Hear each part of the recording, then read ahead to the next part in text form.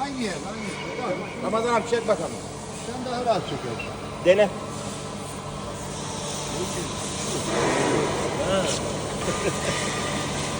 Her iki meme daha deldi. Sen de sık. Bas. Sırmız var.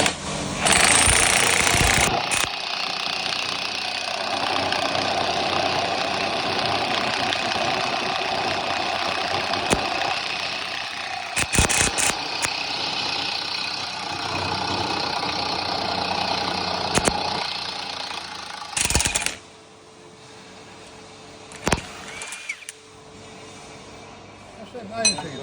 Bak. Ya böyle bir hareket. Tamam.